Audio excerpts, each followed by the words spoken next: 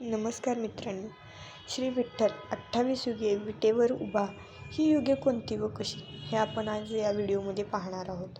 श्री विठ्ठलाची आरती करताना प्रश्न पडतो तो म्हणजे युगे 28 विटेवरी उभा. ती युगे म्हणजे तरी काय? हा प्रश्न नेहमीच सर्वांना सतत मनात येत असतो. तर सत्य, त्रेता, द्वापर आणि कली अशा 4 युगांचं चक्र म्हणजे एक फेरा होतो आणि त्या फेऱ्याला युग असे म्हटले जाते. सध्या पृथ्वी तत्त्वाचा 7वा फेरा सुरू आहे. म्हणजेच 7 गुणिले 4 बरोबर 28. सध्या 28वे युग सुरू आहे. विठ्ठल 28 युगापासून उभाच आहे.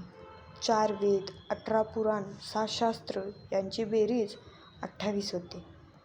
म्हणून विठ्ठल 28 युगे उभा आहे. कारण हे सर्व वेद, पुराण आणि शास्त्र हे सर्व विठ्ठलाचेच गुणगान करणारे आहेत. विठ्ठल 28 युगापासून उभा आहे असं म्हटलं आहे. याचा अर्थ तो निर्गुण स्वरूपात आणि तत्त्वरूपाने कार्यरत आहे. यावरून विठ्ठलाचे अनादित्व आपल्याला दिसून येते. विठ्ठल हा विटेवर उभा आहे म्हणून त्याला विठ्ठल असे पण म्हटले जाते. तो विटेवरच का उभा? तो दुसऱ्या कशावर का उभा नाही? किंवा पाटावर, चौरंगावर अशा गोष्टींवरही तो उभा राहू शकतो, असा प्रश्न आपल्याला सतत मनात येत असतो. तर त्याचा अर्थ असा आहे की तो घराच्या प्रत्येक विटेवर उभा आहे.